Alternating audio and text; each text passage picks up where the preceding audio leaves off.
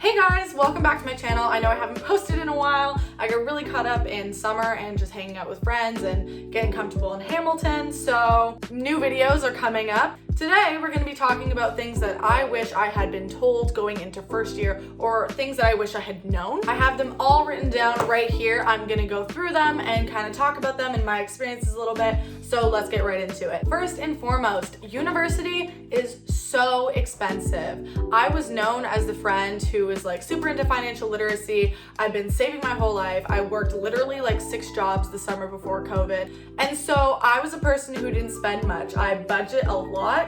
I plan my financial moves, how much comes in, how much goes out, but I was not prepared for the amount of money that I was going to spend just to live. So that's a fair warning. If you're a super like stingy spender like I was, you will probably end up spending a lot of money. Most of my money goes to groceries first and foremost. Those are so ridiculously expensive. I have my PC Optimum card, which helps with cash back, so I save money there. So I would say get a PC Optimum card, get a credit card with cash back, and also make sure that you're using coupons. You'll get coupons mailed to you if you're in a student house because they know students live there. You can sign up for email subscriptions and whatnot. Use those things. Those are resources that will help you save so much money. Also, try and limit your spending on going out, because when you're on a night out with your girls, you're at the club maybe, I don't know, you're out partying, whatever, you kind of just throw money around, or at least I do. I would never pay like $12 for a drink, and I will be at the club just like ordering after order after order after order. So be very aware and make sure you're allocating money to entertainment and to going out. Next, you need to plan out your degree.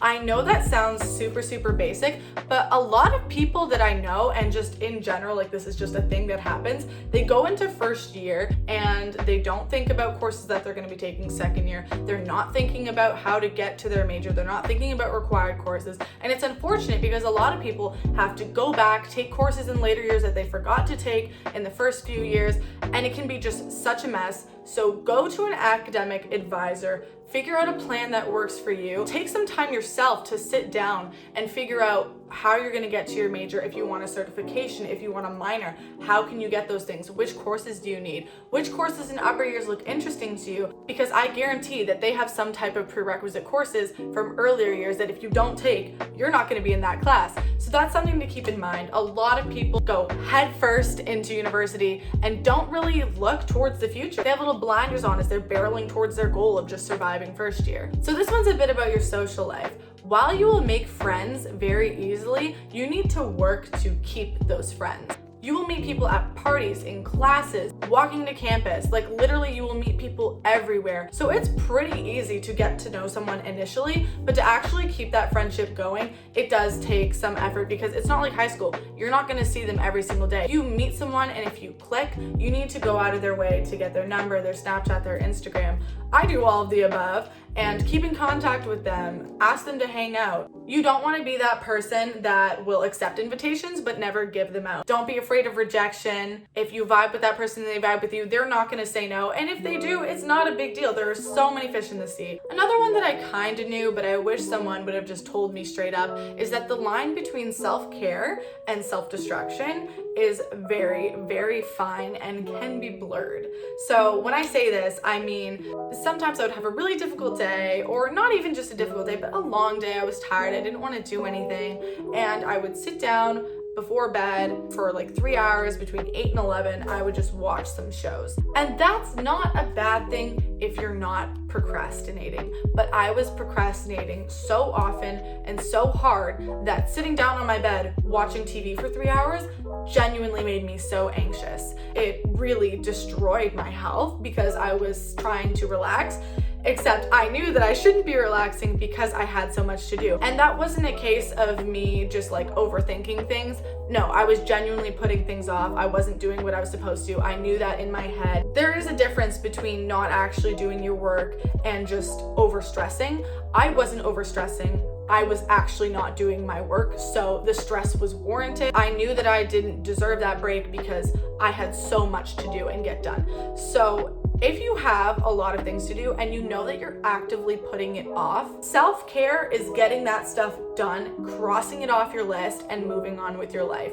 And I know it takes a lot to make that leap into sitting down and getting the work done. Once you make that mental change to go, okay, I'm going to do work now, it is so easy. You just have to get started. You need to get up out of bed and just go, I'm going to sit down at my desk and get this done. And to do that, to get into the mindset of it, you have to acknowledge that your procrastination is not because you're lazy for the most part. It's just because nobody wants to deal with stuff that's difficult. Nobody wants to fail, and nobody wants to do something that potentially they might not be good at or might yield disagreeable results. Speaking of staying on top of your stuff, you need a planner. You need some type of planner. You cannot go into university without a schedule or without a little paper that you write your stuff down on. Personally, what I did is I used Google Calendar for everything. I put my exam dates, my test dates, my assignment due dates down on there, but I also literally would time block my day. So like 7:30 to 8, I would eat, 8 to 8:30, I would do a little workout, something like that, but I had my whole day planned out on there. I find that that's much more useful than a paper planner. Literally everything digital is so much more convenient. It's less of a waste. You're not wasting paper. And I find that also paper planners can feel very restrictive because they have little boxes for you to write in. And I just like going crazy. Like I take a blank sheet of paper. As you can see, honestly, we scroll through a couple of these and you'll see what I mean. Like I just write down whatever, however I want. So that was a bad example because this is paper. But what I mean is I waste so much paper because I just go crazy and then I X things out. It's just so much easier to do it online. Another thing I wish I knew is that the content in university isn't necessarily much more difficult than the content in high school, even in sciences. So I'm talking from a science perspective. The chemistry, the calculus, the physics. First semester was mostly just review with a little bit of spice. And then second semester you got into new content and it definitely was more difficult. But it's not astronomically harder than anything you do in high school. For the most part, they're not setting you up for failure. So don't be too worried about that. The only thing I would be a little bit worried about is time management. Like you need a planner because that's usually the major hurdle that students face when transitioning from high school to university. It's not how difficult the content is, it's how much of the content there is, how many things that you have due, how many different classes you have all over the place. No one's taking care of you. The only people who are going to be reminding you of these things are yourself and perhaps some friends that you have in the same program as you. Here's another one that's more academic related. Go to your office hours. I wish someone had really drilled that into my head.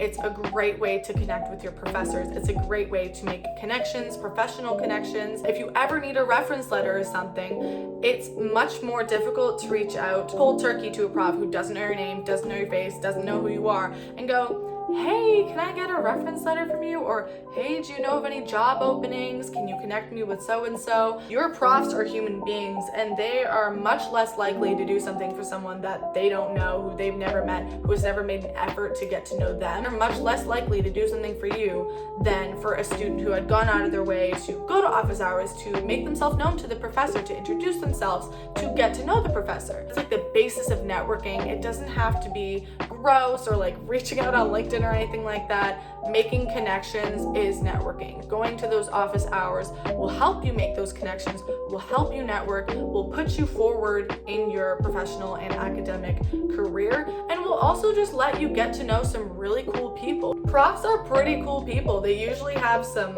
weird quirks about them. Most of them are eccentric, but in funny ways. They're honestly just great people to have conversations with. So don't forget to go to your office hours and make an effort to introduce yourself to a professor. Unless you have a lot of free time, and even if you do have a lot of free time, you can expect to not be in the best shape ever.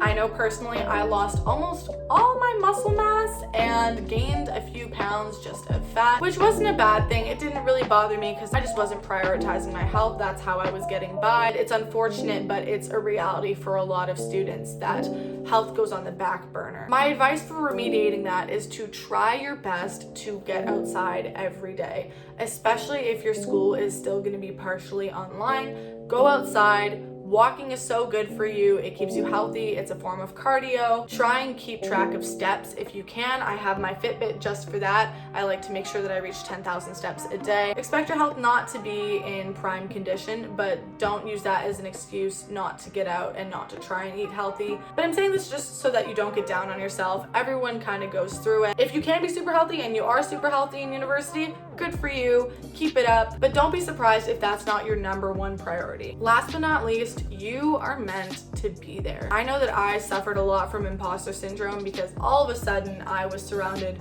by the smartest, kindest, coolest, most interesting people I had ever met in my life, not just in my program, but in general. It was like, wow, how did I get here? How did I manage to get in this program? Just know that you're there for a reason. Universities and college don't choose people to attend their programs if they feel like those people will not succeed. If you got in, you're meant to be there. If you're lucky enough to have good friends and good professors, they'll be cheering you on along the way. But you really do have to be your best friend when it comes to supporting yourself and acknowledging that your presence here is totally valid. And it's your responsibility to make sure that you're not second guessing yourself, that you're not putting yourself down, that you're making sure that you're in that headspace where you can say, I've got it, I'm confident in my knowledge, I'm confident in myself, I belong here, and I'm going to kill it. So just do your best not to let imposter syndrome creep in. There are definitely going to be moments where you are second guessing yourself, where you don't feel 100% confident, and that's totally normal, but make sure you are making a habit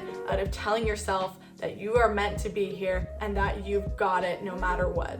That level of confidence will bring you farther than any study technique ever could. That is the end of this general what I wish people would have told me in university. Thanks for watching. Please give a like and a subscribe if you found this video helpful, and I will see you soon. What a wonderful